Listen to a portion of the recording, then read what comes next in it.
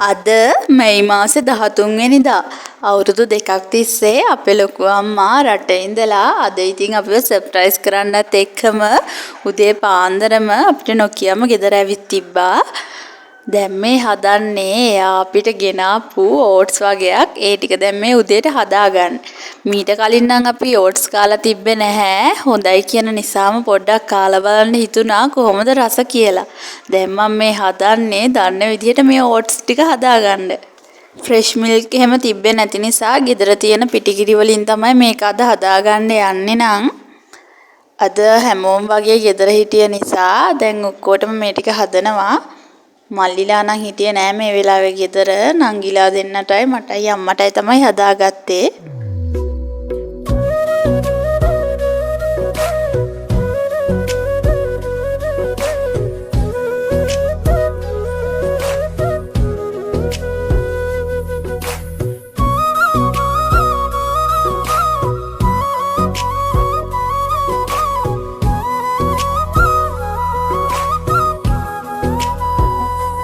Fresh milk නැතුව පිටිකිරි දැම්ම නිසාත් දන්නේ මේ ඕට්ස් එක නම් නිකන් පාන් පිටි වලට වතුර කලවම් කරලා වගේ තමයි තියෙන්නේ.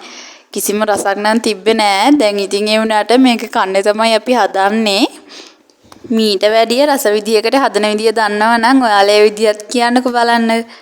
දැන් මේ හදන්නේ උදේටත් කාලා චොක්ලට් ටිකක් කන්න තමයි හදන්නේ. මෙතන මේ තියෙන ඔක්කොම නම් කෑවේ නැහැ.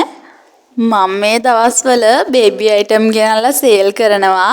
ඉතින් ඒ ගෙනත් තියෙන පොඩි දේවල් වලින් කොටස් දෙකක් හදාගෙන අපේ ගමේ ඉන්න පොඩි බබාලා දෙන්නෙකුට දෙන්න තමයි මේ හදන්නේ. මායි අම්මයි තමයි මේවා අරන් ගිහිලා ගෙවල් වලට නම් දුන්නේ. ඒවල වීඩියෝ නම් ගත්තේ නැහැ. මේ නම් ඉතින් ඊට පහුවෙනිදා දවස අපේ ගෙදර මේ හරිය ඔයාලා දැක්කනේ කෙහෙල් කැනක් එක්ක තියෙන කෙහෙල් ගහ. ඒක ඉතින් අද උදේ බලනකොට වැස්සටයි හුලඟටයි කඩාගෙන වැටලා. දැන් ඉතින් ඒකේ තියෙන මේ කෙහෙල් කැන කපලා අයින් කරලා ඒ කෙහෙල් කඳත් කපවුවා. අපි ඊට පස්සේ ඒකත් අස් කරගත්තා. මේ නම් ඉතින් තියෙන ඒ කෙහෙල් කැන වැඩි ඉතින් පැහිලා නැති වුණාට කොහොම හරි මේක ඉදව ගන්න නම් පුළුවන්.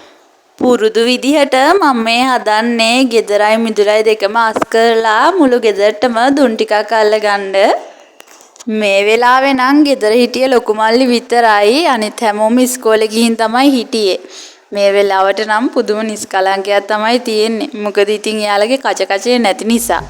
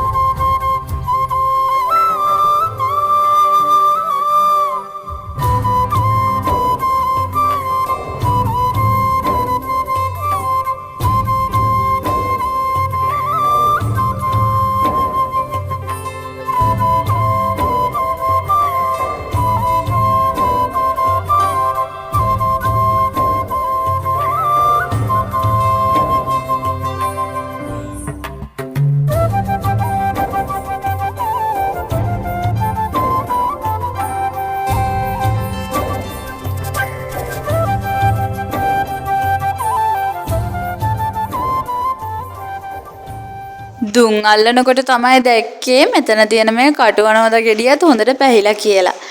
දුම් අල්ලලා ඉවර වෙලා මේ කටුවනෝද ගෙඩියත් කඩාගෙනම ගෙදරට ආවා. දැන් මම මේ හදන්නේ දවල්ට කෑම ටික හදාගන්න. අද දවල්ට හැදුවේ නම් රුලන් තෝසේ. ඒ වගේම තෝසේ චට්නියකුත් හදාගත්තා. මේ තියෙන්නේ නම් ඉතින් ඒක මේ වෙලාවේ හදන්න නැතුව එයාලා ආවහම හදන්න තමයි හිතුවේ. ඒත් ඊට පස්සේ වෙලාව බලනකොට දෙකටත් ලං වෙලා තමයි තිබ්බේ. ඉතින් දැන් මම මේ හදන්නේ මේක හදලා එයාලට ආව ගමන් කන්න පුළුවන් විදිහට අරන් තියන්න.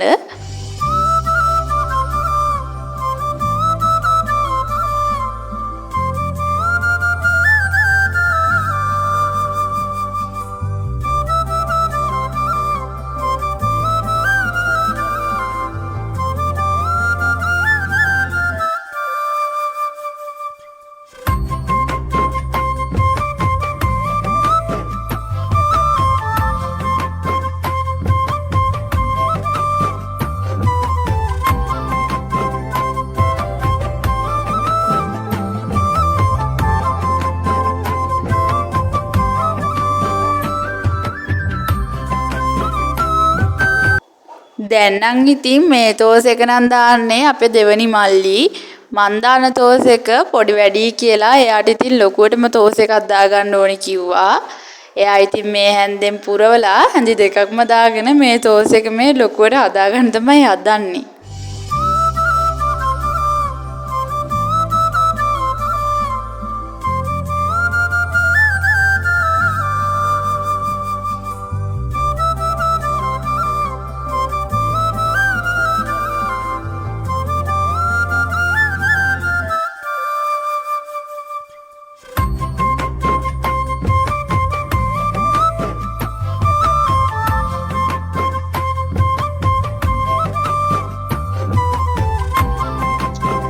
මේ නම් ඉතින් හවස් වෙලා.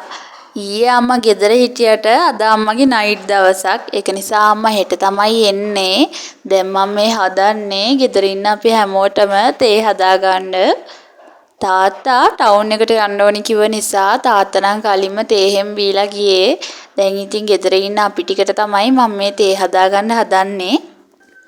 තෝස ටික එහෙම හදලා ඉවර වෙනවත් එක්කම ගෙදර තිබ්බ ගෑස් එකත් ඉවර වුණා. ඉතින් තේ හදන්න වතුර එහෙම උණු කරගත්තේ නම් මේ කරන්ට් කේතලෙන් තමයි. මේ දවස්වල නම් අපේ පැත්තේ ගෑස් හොයාගන්න එක නම් ලේසි නෑ. දැන් ඉතින් ගෙදරට ගෑස් බෝතලයක් ගේන්න දවසක් දෙකක් බලාගෙන ඉන්න වෙයි. එතකල් ඉතින් කරන්ට් එකෙන් තමයි අපිට හැමදේම කරගන්න වෙන්නේ. ඒ වගේම දරලිපේ තමයි අපිට කෑම හැම හදාගන්න වෙන්නේත්. ඇත්තටම ඉතින් ගෑස් පාවිච්චි කරනවට වැඩිය කරන්ට් එකෙන් උයන එක තමයි ලේසි කියලා තමයි මට හිතෙන්නේ. මොකද මාසෙකට කරන්ට් බිල රුපියල් 1000ක් ආවත් ගෑස් බෝතලයක් ගන්න එක ඊට වැඩිය 4 ගුණයකින් විතර ගාණ වැඩි. දැන් ඉතින් බල්ලටත් තේ ටිකක් දාගත්තා. රෑට කෑම උයා ගන්න දරලිප පත්තු කරපු එකේ මං හිතුවා මේ පිටි ටිකත් බෙදලා තියාගත්තොත් හොඳයි කියලා. එතකොට ටක් ගාලා ලේසියෙන්ම පිට්ටු හදාගන්න පුළුවන් නිසා වේල් 3කට 4කට විතර ඇති වෙන්නම මම මේ පිටි ටික බෙදගත්තා. පිටි ටික බෙදගත්තට පස්සේ පිටිවල පොඩි කැටගට්ටියක් තිබ්බා. ඒක නිසා මම මේකත් චුට්ටක් බ්ලෙන්ඩර් කරලා ඉවර වෙලාම හාල් මල් එකට ඔක්කොම ටික දාගත්තා. එහෙනම් අද ගෙනාපු වීඩියෝ එක ඉවරයි. මාත් එක්ක හිටිය ඔයාලා හැමෝටම ස්තුතියි. අමතක නොකර මාව subscribe කරන්න කියලාත් මතක් කරනවා.